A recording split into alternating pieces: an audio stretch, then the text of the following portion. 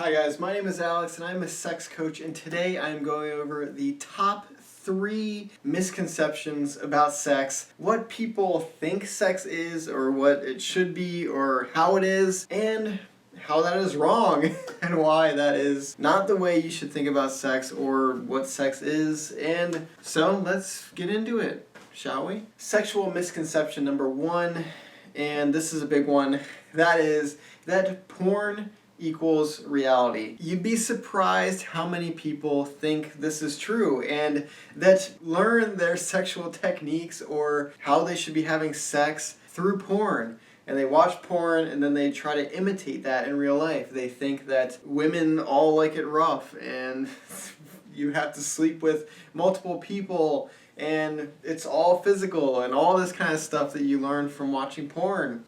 I would just say, if this is you, then sorry to break it to you, but porn isn't real and it's not how real sex is, and it can never be. What porn is this voyeuristic thing where you are watching people have sex and you're not a part of it. Because it's this voyeuristic thing, we tend to associate sex, if we're watching porn, without having that connection aspect to it, without that human aspect where you are also performing the sex, you're not just watching it play out. And beyond that, what they are doing in the porn is not necessarily going to work on everyone or be pleasurable to everyone, and in most cases it's definitely not going to, because porn usually ignores foreplay and goes right into hardcore banging or whatever craziness it is, and that is just not how real life sex works. It's not how you create good sexual experiences. Those sexual experiences that mock porn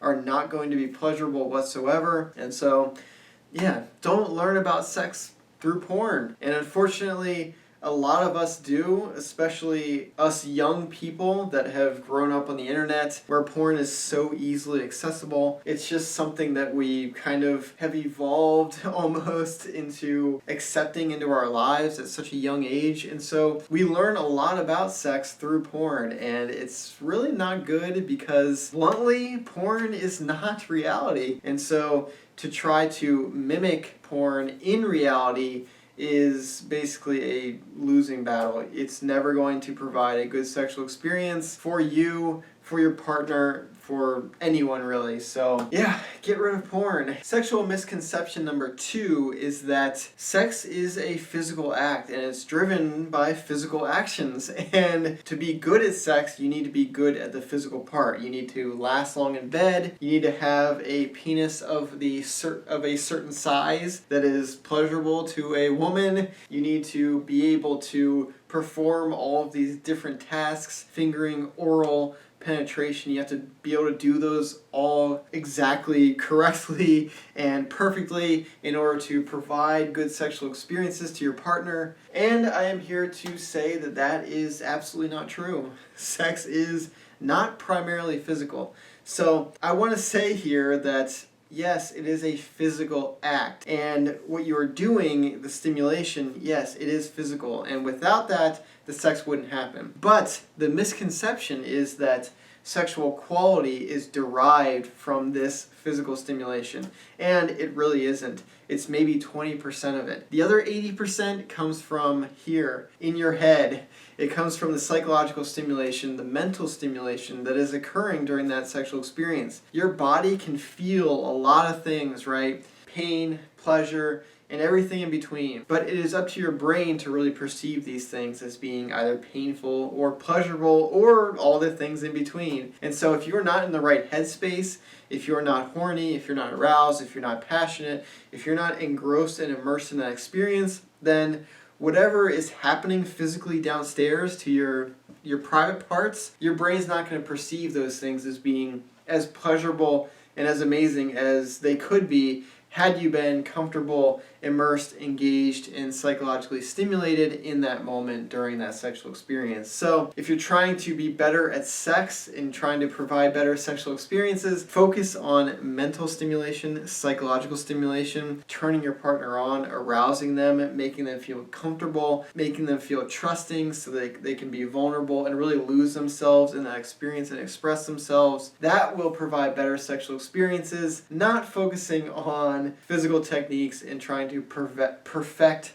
every little thing that you do in sex physically. Sexual misconception number 3, and this is kind of an idea about sex, and that is that sex is taboo or dirty, and that you should feel shameful about having sex, or you shouldn't talk about it with your partner because it might be awkward or uncomfortable to express yourself and talk about sex and immerse yourself in sexual literature or try to get better at sex. And this is such a bad misconception. It is such a negative thing on sexual performance, your happiness, your relationships. It will weigh down everything if you are feeling shameful, embarrassed, or dirty for wanting sex or having sex or wanting to be better at sex or trying to get better at sex and immersing yourself in that kind of content. And you should also never feel awkward about expressing your sexuality or talking about your sexuality, especially with a sexual partner that you've already had sex with. You guys should have already been talking about sex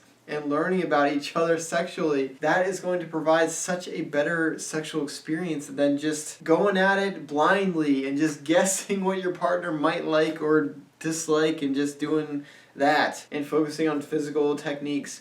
The best thing that you can do for yourself is try to remove any of these embarrassments, negative feelings, negative attitudes about sex, thinking that sex is a dirty or awkward topic and that you can't talk about it. All of these ideas about sex, they will truly affect your sexual pleasure and the quality of the sex you are having and this quality of sex that you are providing, because you will never fully be able to let go and express yourself if there is any shame or feelings of dirtiness attached to it. And it's really a bad thing. It happens to so many people. It is such a common thing because in our society we don't talk about sex at all, really. And the only talks we get are awkward ones from our parents. And so usually we associate then sexual communication with that awkward mess. And so it's really not a good thing. And if you want a good sexual relationship, it requires that you communicate with your partner openly and freely. And good sex itself requires full self-expression and just letting go of all your insecurities and being in that moment, present, experiencing it for what it is. And when you can truly achieve that and reach that, you will have an amazing sex and it will be awesome. So go for that. So these were the top 3 sexual misconceptions that exist in our society, in our culture, in our lives. If you have any of these ideas about sex, these misconceptions, then definitely rethink your position on these things, because they will affect the quality of your own sex, how you experience sex, and they will affect the quality of the sex that you can provide to prospective sexual partners. So get these things sorted out. I hope that me bringing them to light has kind of helped you guys think about these things in a different way, in a different light. So anyway, if you like this video, leave me a like. If you are new here, please consider subscribing and getting more amazing sexual advice from a sex coach. But anyway, thank you so much for watching. I really hope you enjoyed this video. I hope you learned something. And until next time, I hope to see you in the next video. Bye, guys. Where was I going with that? Dude, I totally lost my train of thought.